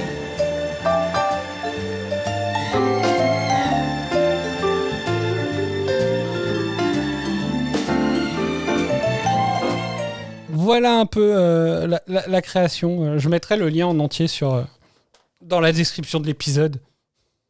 C'est incroyable. C'est génial, je trouve. Hein. Ça a l'air beaucoup trop génial, beaucoup trop drôle. C'est trop drôle. J'aime beaucoup. Ouais. À découvrir, c'est une. Mais du coup, ça me fait penser à Formagate qui justement a déjà diffusé cette musique-là dans son émission et qui disait qu'en vrai, fan comme le gars semble être de Doctor Who, lui donner un si petit rôle quand même, c'est triste. Mais voilà, lui il devait être content en fait de jouer, rien que de jouer dans Doctor Who, en fait, le mec il devait être trop content. Quoi. Moi, vous me filez 5 minutes. Il a quand même des lignes. Moi, vous me filez 5 minutes d'écran dans Doctor Who, je serais trop heureux. Hein. Oh là là, figurant même. Ouais, bah, c'est là, dommage. Là, on peut apercevoir mon pied. Ouh. Après, il interagit pas du coup avec le docteur directement, puisque eux trois, au final, ne rencontrent que Madge, finalement. Ils sont juste là pour lui filer le vaisseau. Pour que le docteur mais du coup, ils ont quand même quelques lignes de dialogue, ils ont vécu un peu l'expérience, c'est-à-dire d'enfiler, tu vois, un costume de science-fiction, etc. Donc, oui, bon, c'est clair, oui. Ils ont peut-être pas interagi avec le docteur, mais ils ont quand même vécu un petit peu l'expérience de tournage, quoi. Oui, c'est sûr. Voilà. Est-ce qu'il y a d'autres sujets que vous voulez aborder ? Pas spécialement. J'en vois pas. Non, pareil, je vois pas trop non plus. Ça me fait rire de... Ah, si, la fin, à la limite. Je suis en train de lire la distribution. La reine de la forêt, elle est jouée par Paul Kesey. Ça me fait rire. Ok. Ah, moi j'aimerais bien quand même reparler justement des personnages de la forêt, enfin la reine et le roi de la forêt. Les arbres terrifiants qui te donnent des cauchemars encore. Ah ouais, tu les trouves terrifiants? Oh ouais. Moi je les trouve super classe. J'adorerais avoir des... je m'étais dit, putain, à la fin de l'épisode, quand le docteur il dit c'est plus que des statues de bois, je me suis dit punaise, ça se trouve il y a un gars de la prod, il s'en est gardé un et tout, il a ça chez lui, il a trop du bol quoi. Je les trouve tellement belles en fait. Ah, je le brûlerai. Ils vont... Moi, ils m'ont fait penser, enfin quand j'avais pris mes notes, j'avais noté qui m'avait fait penser, mais du coup ça parlera pas forcément à tout le monde, c'est au Ent dans Seigneur des Anneaux. Oui, on peut y voir une petite ressemblance, oui, c'est pas faux. N'ayant pas vu Narnia, je risque pas de comparer à Narnia. Oh bah là, je pense qu'ils sont pas dans Narnia. Non, il me semble pas qu'il y ait des arbres comme ça. Mais ouais, en fait, à partir du moment où on connaît leurs intentions, on sait que juste ils essaient de fuir et tout, mais au début, juste quand ils sont avec le petit, avec Cyril, je suis terrifiée. Après, il y a leur aspect déjà d'une part qui m'effraie, mais c'est angoissant quoi. Ils parlent de pièges, le docteur, genre on est en train de foncer dans leur piège et tout, ils suivent Cyril, il y a des traces de pas et tout, enfin ça fait vraiment menace quoi, avant de comprendre qu'en fait c'est eux qui sont menacés quoi. C'est un sous-texte écologique contre l'extermination des forêts. Bon, après la façon de parler, c'est vrai qu'elle est flippante. Le fait qu'ils prennent possession. Le fait qu'ils soient obligés de toucher et tout en plus. Oui, et de rentrer dans la tête de quelqu'un via une couronne. C'est vrai aussi. Et donc le dénouement. Ça me fait juste penser à Adèle qui, dans l'épisode du Vortex, je crois que ça doit être avec Nico, dans l'épisode du Vortex, où elle disait qu'elle aimait pas le truc un petit peu de c'est la mère qui finalement a la couronne et qui porte toute la charge mentale de la forêt. Ah, oui. Et le discours sur c'est une mère, elle est forte ou je sais pas quoi. Enfin, je crois qu'il y a un truc qui l'a dérangé là-dedans. On était tous un peu d'accord, mais j'ai plus ces mots exacts. Elle pourra nous le redire plus tard. Bah, je suis un peu d'accord avec l'idée, je me suis fait la réflexion en voyant cette scène, c'est une mère, donc elle est forte et faible, ouais, bon, ok. C'est encore une fois, ouais, un petit peu le cliché de la mère parfaite, mais qui derrière, effectivement, cache une charge mentale de dingue. Après, là, pour le coup... bah, c'est vrai. C'est pas... Enfin... Oui, mais c'est pas, je veux dire, c'est pas une situation où tu te dis, ah bah le mari, il pourrait faire quelque chose. Enfin, vraiment, il est dead, le gars, donc il peut rien lui faire. mais voilà, quoi. Aucune empathie dans la façon de le dire. Ouais, non, mais il est dead, le gars, de toute façon. Non, mais après, par contre, c'est vrai dans le sens où, justement, enfin, c'est... Alors, quand c'est généralisé, oui, je suis d'accord, mais là dans ce cas précis là on est quand même face à une mère justement qui a la charge mentale où justement on en a eu la preuve dès le début de l'épisode où quand même elle ne dit pas, elle prend entre guillemets la responsabilité de ne pas dire à ses enfants que leur père est mort et donc elle vit ça toute seule entre guillemets comme on l'a dit tout à l'heure par rapport au premier extrait où on a l'impression qu'elle se libère de pouvoir en parler à quelqu'un et du coup, je pense que c'est plus à ce niveau-là qu'il faut le voir, en tout cas sur l'épisode. En tout cas, moi... Alors après, c'est peut-être de la naïveté que j'ai en 2026, de le voir comme ça. Mais en tout cas, c'est plus là, dans l'épisode, c'est comme ça que je le vois. Je le vois pas généralisé. Après, on peut ajouter le fait... de la généralisation quand effectivement il passe aussi sur la petite fille où elle dit elle est forte mais elle est trop jeune. Donc là on peut partir du principe exactement, c'est ça. Où elle effectivement elle est elle a pas encore toute cette charge etc. Donc effectivement et en principe on lui souhaite en tout cas de ne pas avoir la même que sa mère mais enfin voilà c'est donc oui je suis d'accord sur ce point là quand même. C'est vrai. Parce que là, si tu pousses justement ce raisonnement-là, ils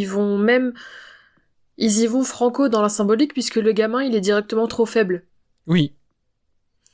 La fille, elle est faible, mais encore trop jeune, et la mère, elle est à point, quoi. Elle est parfaite. Enfin, bah, du coup, bon, le message est pas foufou.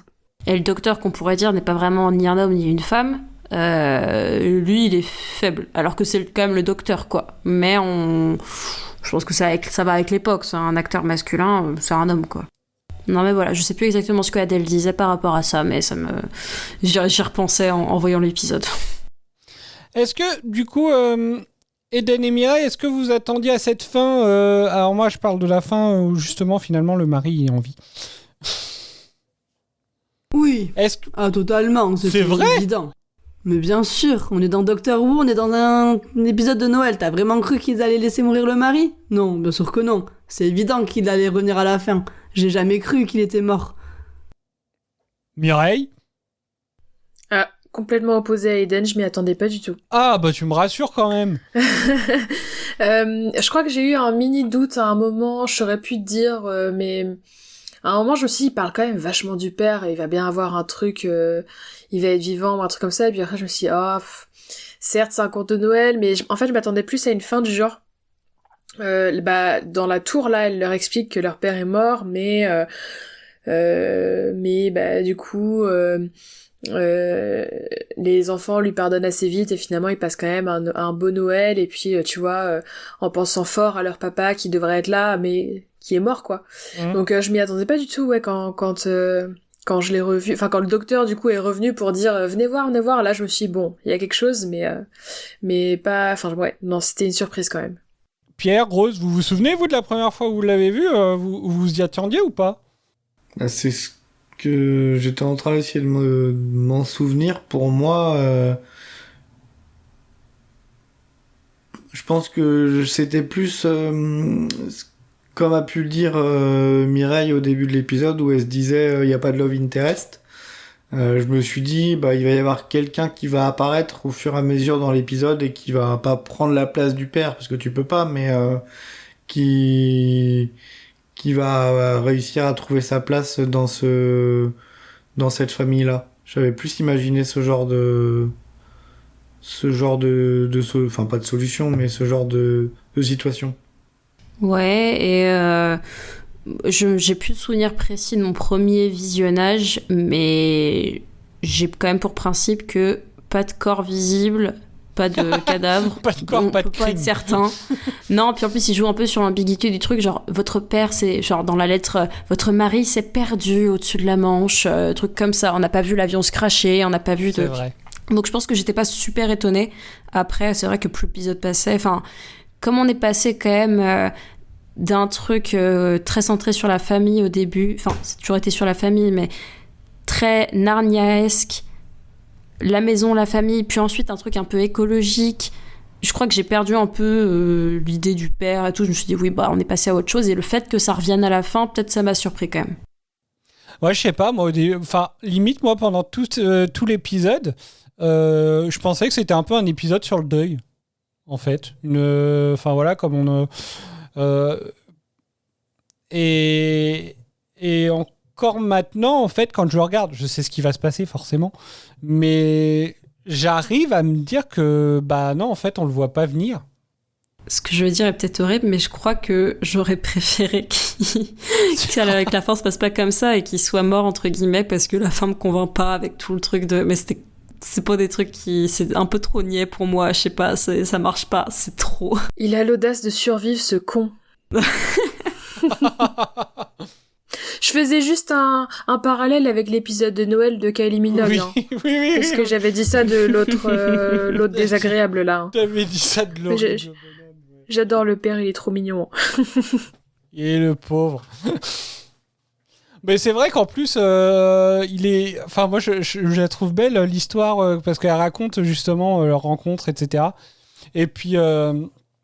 C'est horrible. Elle a l'air assez... Enfin, il a l'air d'avoir une femme assez, entre guillemets, assez fantasque. Et du coup, c'est marrant de voir... Enfin, ouais, moi, je trouve que c'est une belle fin quand même. Après, c'est vrai que moi, ça ne m'aurait pas étonné qu'ils ne reviennent pas au final. Oui, parce qu'on nous dit tout au long de l'épisode qu'il est mort. Donc, mais elle est pas horrible, leur rencontre, vous trouvez? Enfin, leur rencontre. Le mec la suit jusqu'à chez elle, elle la harcèle jusqu'à ce qu'elle cède. J'espère que c'est de l'humour, mais... Merci Rose. C'est raconté comme ça, quoi. Parce que vraiment, quand elle a raconté ça, je me suis dit, mais meuf, c'est un red flag, la cour, ma belle. Vraiment, c'est du harcèlement, là, ce qu'il t'a fait. Jusqu'à ce que j'en ai marre et j'ai cédé. Oh là là, mon Dieu. Ouais, c'était un peu creepy, la rencontre. Je suis d'accord avec vous. Lui, il est pas tout à fait nouveau dans Doctor Who, celui qui joue le mari, donc Maurice Cole. Et d'ailleurs, on a dû je pense qu'on a même déjà dû l'entendre nous-mêmes, si je vérifie rapidement. Ouais, effectivement. Donc oui, en VO, en tout cas, on a déjà entendu sa voix à celui qui joue le mari. Savez-vous qui? J'aurais besoin d'un indice. Je l'ai lu et j'ai oublié. Pareil, je me souviens plus du tout. Je crois que j'avais regardé un petit peu, parce que sa tête me disait quelque chose, donc j'avais regardé un petit peu si je l'avais vu dans un film ou une série, mais j'ai aucun souvenir là tout de suite. C'est la voix de Monsieur Smith, donc a été beaucoup plus entendu pour ceux qui ont pu regarder les épisodes de Sarah Jane Adventure. Mais Monsieur Smith, en fait, c'est l'ordinateur de Sarah Jane qu'on voit donc dans le double épisode du final de la saison 4, quand la Terre est volée, etc. Alors, j'ai une question très sérieuse concernant ce genre de fait. Est-ce que, là, par exemple, pour ton cas, Cédric, est-ce que tu as reconnu la voix, ou est-ce que c'est en faisant des recherches sur l'acteur, sur sa filmo, etc., que tu vois ce genre de choses? Parce que vraiment, je trouve ça absolument épatant de pouvoir faire le rapprochement entre cet acteur qui apparaît quand même assez peu dans l'épisode et une voix off qui apparaît encore moins dans un autre épisode il y a genre 5 saisons, quoi. Après, non, mais c'est en préparant l'épisode que je l'ai appris. Sinon, moi déjà, je regarde les épisodes en VF. Donc en VO, de toute façon, je ne l'aurais pas entendu. Mais vous, comme je sais que vous regardez les épisodes en VO, c'est pour ça que je me suis dit, est-ce que cette voix vous dit quelque chose ? Après, voilà, il faut réussir effectivement à vous souvenir d'un épisode que vous avez vu il y a peut-être 2 ans déjà. Donc voilà. Mais non, en tout cas, moi, en ce qui me concerne, là, enfin, il y a des anecdotes où je m'en rends compte tout seul, mais cette anecdote-là, je suis tombé dessus en préparant l'épisode. Ok. Bah, sache que pour les futures questions de ce genre, tu peux partir du principe que je sais pas. Voilà. c'est pareil. Il y a de grandes chances. Parce que généralement, quand je repère un truc comme ça, je suis tellement fière de le repérer de moi-même que je le dis. J'aborde le sujet toute seule. J'attends pas qu'on me pose la question. Tu dis dès le début. Ce sera ton mot ou ton élément, Ce sera mon mot, ouais. Ton introduction. Exactement. Bon, un petit échange sur Rory et Amy. Ah, c'est vrai, on les voit. Bah si, ils sont mignons, ils sont là, ils ont gardé une assiette pour le docteur comme d'hab, c'est trop mignon.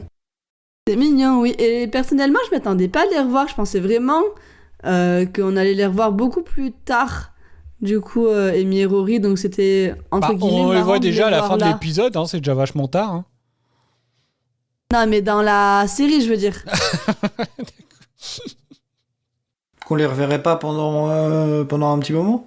Ouais, je pensais pas qu'on les reverrait tout de suite après le final de la saison, tu vois, je pensais pas qu'on les verrait dans le spécial de Noël, je pensais plus qu'on allait les revoir dans quelques épisodes de la prochaine saison, mais d'ailleurs pas tous, etc. Donc ouais, c'était vraiment une surprise de les voir dans cet épisode, et j'ai trop rigolé de l'interaction entre Amy et le docteur, où elle lui balance de l'eau, etc. C'était marrant. J'ai cru même lire en faisant les anecdotes que leur temps d'écran aurait dû être plus long, mais je crois que l'acteur de Rory avait un autre tournage, enfin du coup c'était un peu compliqué, ils ont juste fait un petit caméo en fait en fin d'épisode et ça aurait dû être plus long, donc tu vois Eden, donc encore plus étonnant. C'est pas une fausse idée que je me suis faite, parce que putain, pendant tout le début de la scène du Amy et le docteur, je me dis mais putain, pourquoi il y a pas Rory ? Et en fait, parce que je me souvenais, je savais qu'à la fin il retournait les voir, mais je me souvenais plus s'il y avait Rory ou pas. Et pendant tout le long de la scène, en fait, quand j'ai vu que Rory tardait à venir, je me suis dit mais putain, mais ils ont fait cette scène sans Rory en fait. Et je m'étais dit mais c'est complètement illogique. Et à la fin, et après je me dis putain, en fait si, il est là. Mais du coup ça se tient en fait. Si le gars il avait pas trop de temps, c'est peut-être pour ça qu'il a eu vraiment le minimum.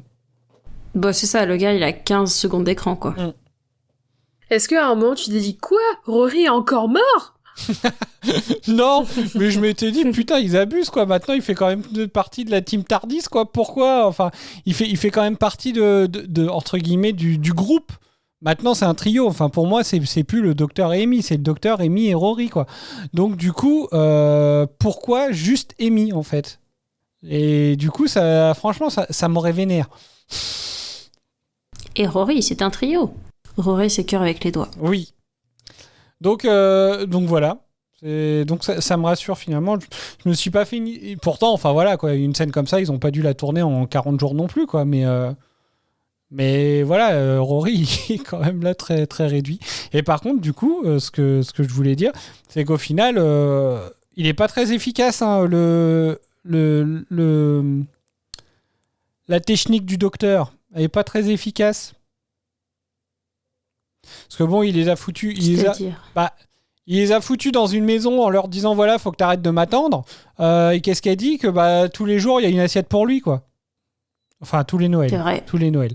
Mais bon, elle continue toujours de l'attendre, finalement. Il se fait pas oublier, le gars. En même temps, je pense, suivi ses aventures avec le docteur, tu ne l'oublies pas. Il est impossible à oublier. En même temps, elle a attendu longtemps la toute première fois où elle le voit, elle attend je sais pas combien d'années pour qu'il revienne. Alors 2 ans. Noël au final, 2-3 Noël au final, c'est pas énorme. Hein. Là, elle disait 2 ans. Je crois. Il lui dit ça fait combien de temps? Même lui, il perd le compte, quoi. C'est abusé.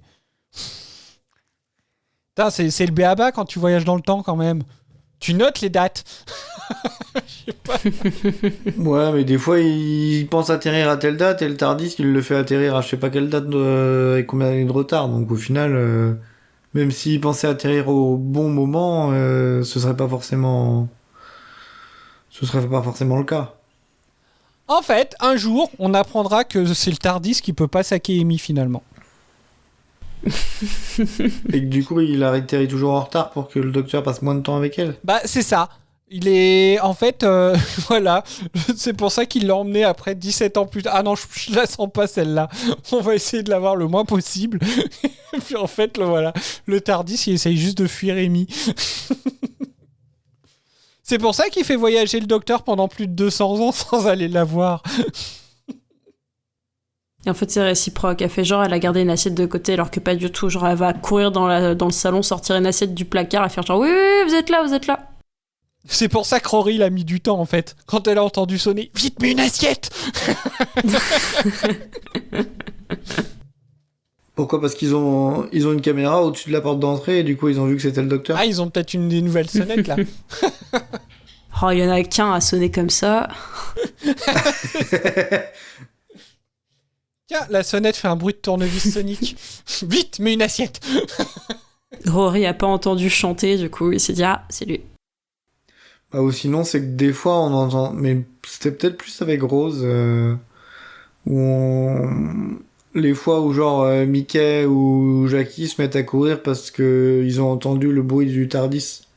Si ça se trouve, Amy et Rory, ils ont entendu le bruit du TARDIS qui arrivait et puis ils ont sorti une assiette du placard à ce moment-là. Oui, c'est vrai. J'ai pensé la même chose. Le TARDIS, il est pas discret. Hein. Ah bah ça, c'est le moins que l'on puisse dire. Oh merde, pour une fois que je comptais pas dessus. Ah, toutes les assiettes sont dans la vaisselle, mince. Je t'avais dit. Est-ce qu'il y a autre chose sur lequel vous vouliez revenir? J'avais une grosse connerie à dire, mais... Oh bah vas-y. On est toujours ouvert à entendre des conneries, nous. Le nom du titre en anglais, Cédric? Quoi, tu veux que je le redise? Oui. T'es méchant. The Doctor, The Widow and the Wardrobe. Mais Et pour en moi, français ça veut dire que c'est la garde-robe, non? Ouais. Du coup, c'est traduit par Forêt de Noël. Ce qui n'est pas logique parce que du coup, au final, Forêt de Noël, ça a plus de sens quand même que The Wardrobe parce que finalement, il y a aucun moment t'as une garde-robe. Ouais, mais c'est du coup en référence à Narnia. Oui, bah oui, c'est la référence à Narnia, mais au bout d'un moment, enfin, je trouve que rien que le titre, il fait référence à Narnia, mais ils auraient pu le... Je sais pas, par The Magic Present ou j'en sais rien, quoi. Ouais. Bah, ce qui montre bien qu'ils n'ont pas forcément la connaissance de tout ça quand ils traduisent, parce que dans ce cas-là, ils gardent la référence en traduisant le titre en français. Ou alors ils se sont dit, il faut qu'on cale Noël dans le titre, sinon ça va pas le faire. Bah non, mais je trouve que justement... Ils sont cons, ces Français, ils comprendront pas que c'est Noël. Mais non, mais je trouve qu'au contraire, je trouve que le titre français a plus de rapport avec l'épisode que le titre anglais. Enfin, parce que effectivement, le docteur et la veuve, oui, donc ça c'est sûr. Mais la garde-robe, enfin, il y a, tu vois, quand ils traversent le cadeau, ils arrivent dans une forêt qu'on peut qualifier du coup de la forêt de Noël, mais ils ne traversent jamais une garde-robe qui, là, effectivement, est plus en rapport avec Narnia. Donc je comprends pas pourquoi, ils auraient pu adapter le titre pour le rendre plus en phase avec l'épisode, en fait. Non ? Bah si, effectivement, ça... Après, comme Rose a dit, c'est du coup le clin d'œil à Narnia dans le titre en VO, mais c'est vrai que sinon, ça n'a aucun sens, quoi. Bande d'escrocs. Voilà, donc si tu veux apprendre l'anglais avec Doctor Who, c'est mort. Ouais, et puis ce sera ni la première ni la dernière fois, hein, j'imagine. Non, mais c'est qu'il y a des fois, le titre, il a absolument rien à voir, et là, c'est qu'ils traduisent quand même les 2 tiers du titre, en fait. Parce que quand c'est Les Anges Pleureurs et qu'en anglais, c'était Blink, bah du coup, ça n'a pas forcément de rapport. La traduction, c'est juste le nom du méchant de l'épisode pour la version française. Mais là, si ça avait été juste la forêt de Noël, par exemple, ça m'aurait moins choqué que le docteur, la veuve et la forêt de Noël. On passe aux éléments marquants. Eden ? Eh bien, je pense que mon élément marquant, c'est parce que c'était le moment léger, c'est la scène que t'as passée tout à l'heure avec les 3 zigotos et la maman. Je sais pas pourquoi j'ai adoré cette scène. Mireille ? Moi, j'ai deux éléments marquants. Le premier, c'est la tête que fait le docteur quand Madge le réprimande pour qu'il aille dire à ses amis qu'il est finalement vivant. J'ai adoré cette scène, vraiment. Elle m'a beaucoup fait rire. Et le deuxième, c'est l'émotion du docteur quand il revoit Amy et Rory et de savoir qu'il lui réserve toujours un couvert à Noël. Quand il se touche la joue, tu sais pas trop ce qu'il a et puis tu captes qu'en fait il essuie une larme et que ça le rend complètement perplexe de pleurer de joie, visiblement, alors que bon, c'est quelque chose qui est abordé plus tôt, mais du coup j'ai trouvé ça très émouvant. Oh. Rose ? J'avais pas vraiment d'éléments marquants pour cet épisode. Du coup, je trouve que le personnage de la mère qui me marque le plus positivement dans cet épisode, dans son jeu d'acteur, dans ce qu'elle dégage et ce qu'elle représente. Voilà, je dirais match. Pierre ? Je l'ai dit pendant l'épisode, quand tu l'as passé, c'est vraiment le moment où elle dit, où Madge dit ce qu'elle a sur le cœur et on sent que vraiment elle relâche la pression et que on sent vraiment que ça lui pesait et que ça lui permet de se libérer. Moi, la mienne, c'est la scène juste avant. Je trouve que toute la visite où, avec tous ces oui, je sais, franchement, elle m'éclate. Eau chaude, eau froide, eau chaude et limonade. Ça me bute. Vraiment. Parce qu'en fait, à chaque fois, tu sors des trucs. Puis effectivement, au moment où il arrive dans la chambre, où là, il n'y a plus rien, le mec, il ne s'arrête plus. Puis, il n'y a pas de place pour le lit. Ouais, je pouvais pas tout caser. Donc, puis, de toute façon, ça sert à rien d'avoir des lits quand il y a des hamacs. Oui, je sais. Enfin, voilà. Très bien. Bon, du coup, cette fois, je vous ai piqué aucune anecdote. C'est fou. Ça mérite quand même d'être souligné. Donc, on va passer aux anecdotes. Le meilleur moment. Tu parles de vos anecdotes inutiles et donc indispensables. C'est quand même important.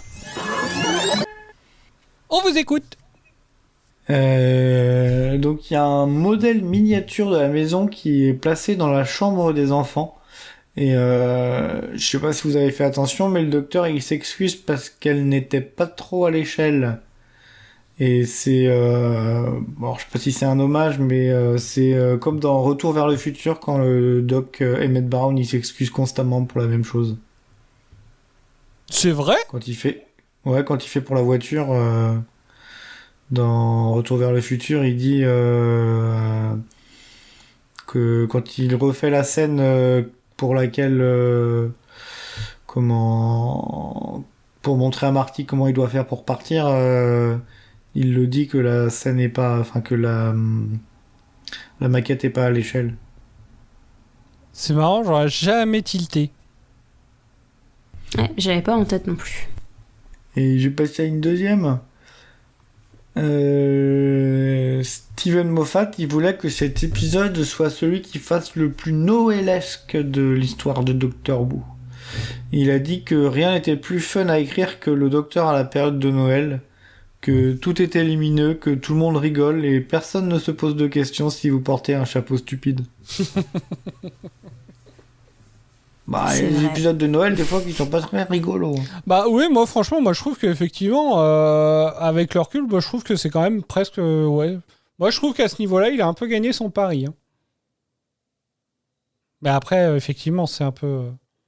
Je crois que, justement, je parlais tout à l'heure de format, mais à Gallifrey Academy, ils ont fait un peu à la convention du mois de novembre, ils ont posé des questions, enfin, ils ont demandé à tous ceux qui venaient à leur stand quel était leur épisode de Noël préféré, et la plupart, ils répondaient quand même le fantôme des Noëls passés. Cet épisode-là, il est très peu ressorti. Mais parce que je pense que tout le monde a tendance à l'oublier. Alors qu'effectivement, je trouve qu'il répond... au cahier des charges, entre guillemets, d'un épisode de Noël. Ouais, il est touchant. Même il fait un peu... Non, il n'y a qu'à moi qui fait peur dans la forêt, mais il fait quand même un peu peur. Il touche à pas mal de registres. Il est émouvant, il fait peur. Il est magique, il est féerique. Et ben du coup, en parlant de faire peur, intéressons-nous maintenant au... j'allais dire méchant l'épisode, mais en tout cas au roi et à la reine de bois, puisqu'ils sont directement inspirés des cauchemars d'enfance de Steven Moffat, dans lesquels il apercevait une silhouette se tenant près de la porte de sa chambre lorsqu'il se réveillait dans l'obscurité.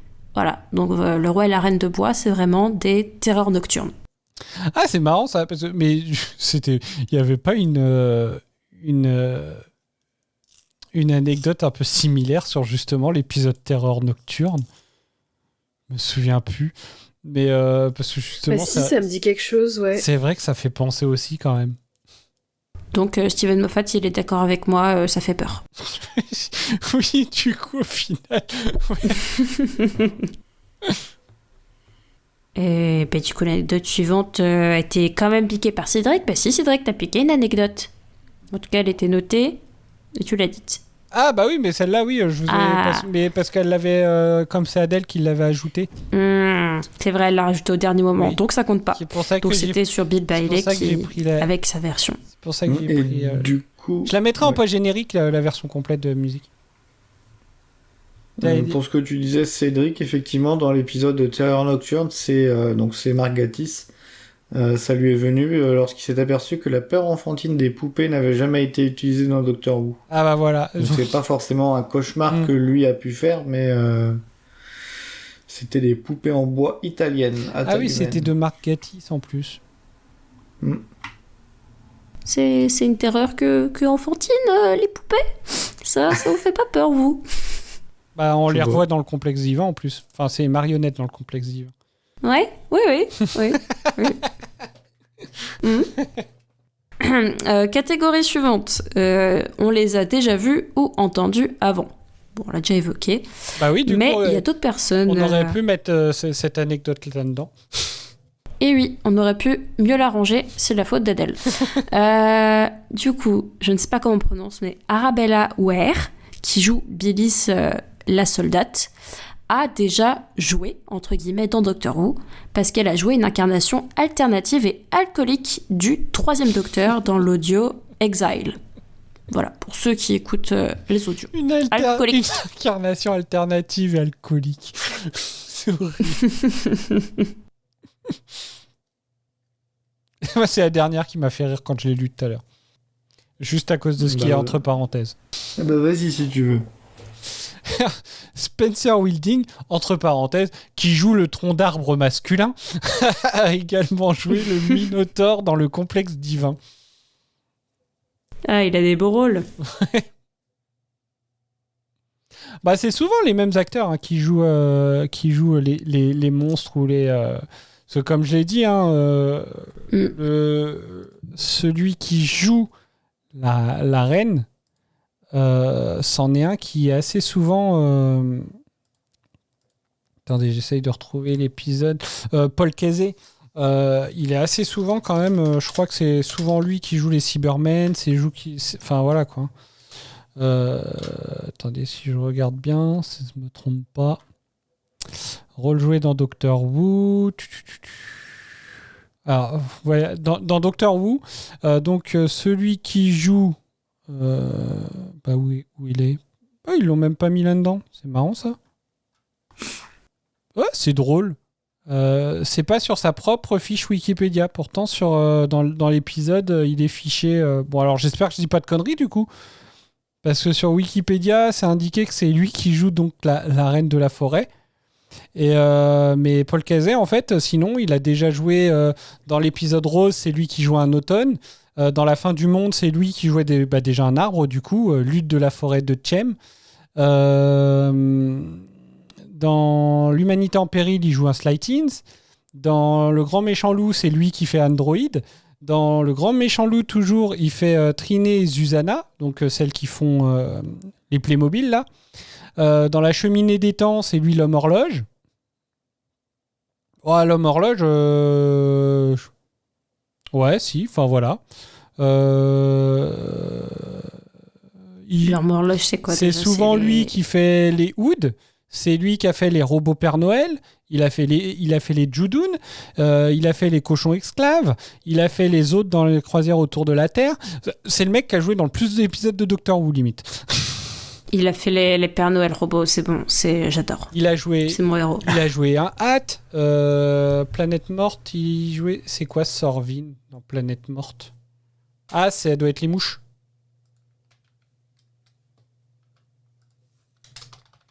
Ah oui, il fait vraiment tous les aliens, quoi. Ouais, c'est ça, Sorvin, c'est une des mouches. Et le... Bon, bah ça, c'est pas un épisode qui est déjà passé, donc je peux pas le dire. Donc voilà, enfin vous voyez, il est dans beaucoup d'épisodes.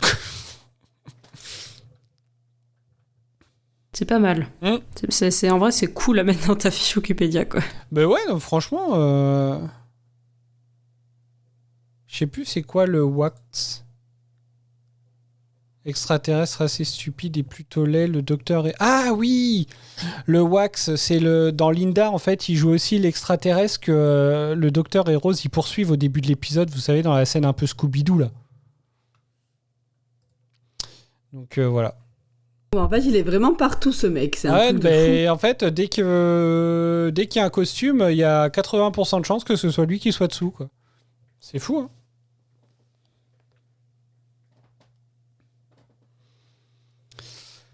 Voilà.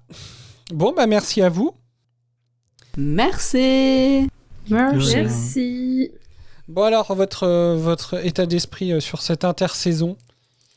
Pour la suite, Eden et Mireille. Eden.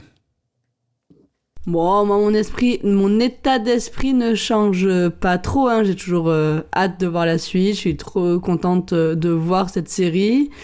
Et je vais être un peu moins contente de voir le prochain épisode, je sens. Mais bon, ça va être chouette quand même de venir en débriefer avec vous. Donc voilà. Mireille.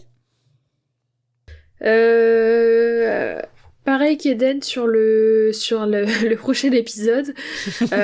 Après, pour le reste, sur mon état d'esprit, il a pas changé depuis l'épisode sur le mariage de Riversong. À savoir que je suis curieuse et assez impatiente de voir la saison 7 et surtout, j'espère qu'elle sera mieux que la saison 6 qui m'a quand même un peu déçue, quoi. Donc, j'ai pas mal d'attentes sur la saison 7 et c'est peut-être pas bien parce que justement plus t'as d'attentes, plus tu prends le risque d'être déçu. Donc bon, mi-figue, mi-raisin. D'accord. Pierre, Rose, des choses à ajouter? Bah c'est pour le titre de l'épisode qu'elles ont peur du prochain, Mireille et Hélène. Oui. Ok. Ouais, puis moi j'ai lu la première phrase du résumé sur donc forcément je sais un tout petit peu. Ça va, c'était une phrase sur 5 ou 6, ça va. Moi j'ai un truc que je déteste dans cet épisode et un truc que j'adore, donc bah vous verrez. Oh, le teaser. Donc Non, mais au début avant d'avoir le titre, j'allais dire j'aime pas le prochain épisode, mais bon, il y a un truc que j'aime bien dedans, donc C'est quoi vous verrez. Bon, bah voilà. Bon, bah très bien. Du coup, c'est la fin de cet épisode. Il clôture la saison 6 de Doctor Who pour nous, en tout cas, ce qui signifie que notre prochaine émission sera la rétrospective de cette saison 6, et donc il n'y aura pas d'épisode dans 15 jours, mais dans 4 semaines, soit un retour prévu le 29 avril. Mais vous avez jusqu'au 15 avril pour nous faire parvenir vos avis sur cette saison, ça nous fera plaisir de les partager et de vous répondre. En attendant, merci de nous avoir écoutés. Un remerciement particulier à nos tipeuses, Lily, Tiffany et Corsettilou, pour leur soutien. Si vous ne savez pas quoi écouter en nous attendant et que vous ne les avez toujours pas écoutés, vous pouvez découvrir nos 2 autres formats, Vortex au-delà du Retardis, notre émission thématique sur la série, et New Tardis Experience, dédiée au débrief des épisodes diffusés sur Disney+. Vous pouvez également nous rejoindre sur Facebook, Instagram ou Discord. Comme toujours, vos retours nous font toujours plaisir, donc n'hésitez pas à nous laisser des commentaires sur les applications de podcast ou sur YouTube. J'en profite d'ailleurs pour dire merci à Corsettilou, Laurence, Élise et Malcrine pour leurs nombreux commentaires sur Spotify. Vous pouvez aussi nous écrire directement à l'adresse retardisexperience@gmail.com, que ce soit commentaire ou avis pour la prochaine rétrospective. Tous les liens et toutes les informations sont dans la description de l'épisode. Prenez soin de vous et des autres, et à très bientôt. Salut. Kenavo. Sayonara. Kenavo.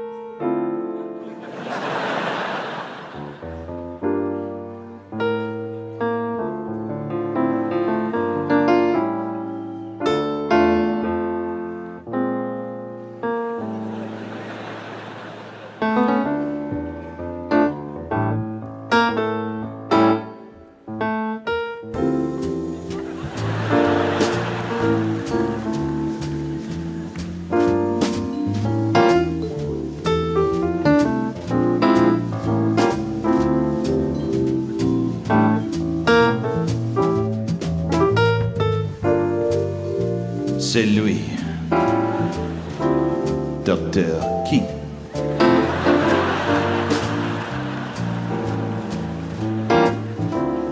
Il voyage dans le TARDIS, la boîte de téléphone fantastique d'espace.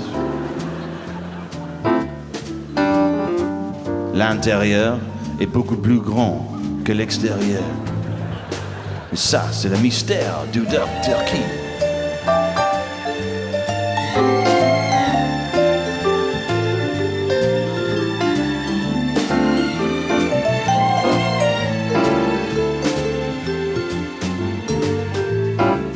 Le chef des Daleks, il s'appelle Davros.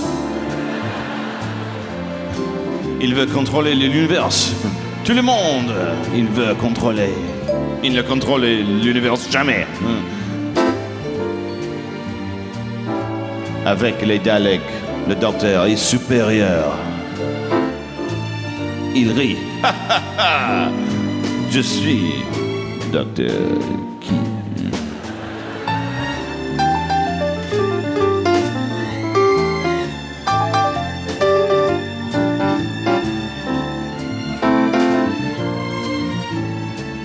Les Daleks ne peuvent pas monter l'escalier. C'est une tragédie pour les Daleks.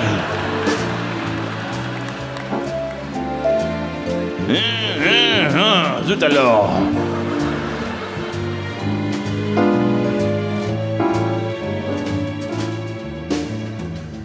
Exterminez-vous. Exterminez-vous. Exterminez-vous. Non.